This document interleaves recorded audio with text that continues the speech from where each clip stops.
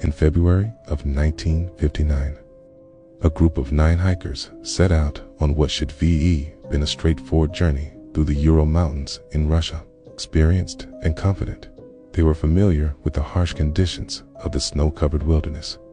But what they encountered on that trip would forever remain a mystery. The expedition was led by Igor Dyatlov, a seasoned mountaineer.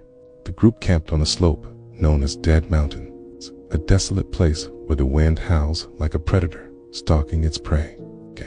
They set up their tent, which was found weeks later in a most disturbing way, slashed open from the inside. Their belongings were left behind and in the snow surrounding the campsite. There were no traces of struggle, just footprints leading away from the tent, some of them barefoot. Even though the temperature had dropped to an unimaginable -30 degrees Celsius, what followed was a desperate search. Days later, the bodies of the hikers were discovered scattered across the mountainside. Some were found with severe internal injuries, like being struck by a car, while others were inexplicably missing eyes and, in one case, a tongue. But it was the scene of their final moments that raised the most questions.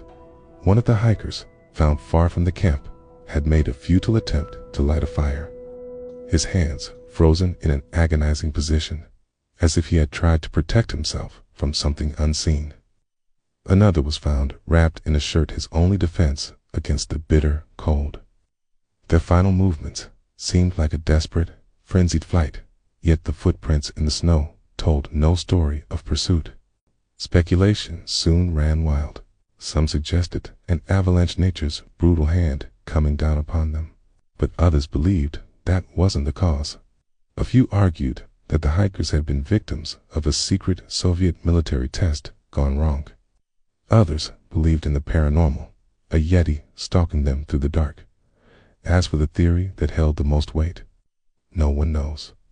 The Soviet authorities quickly closed the case, dismissing anything beyond the avalanche theory.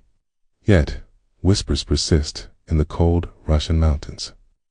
Locals speak of eerie lights seen near the campsite, flickering across the frozen wilderness. The cold air around the mountain feels different to those who dare enter now, like a presence, one that's been waiting, silent and patient, for those who come too close to the truth. The Dyatlov Pass is now a place where the echo of those lost souls still resonates, though no one can fully explain it. The hikers never truly left the mountain, and the mountain, it seems, has never let them go.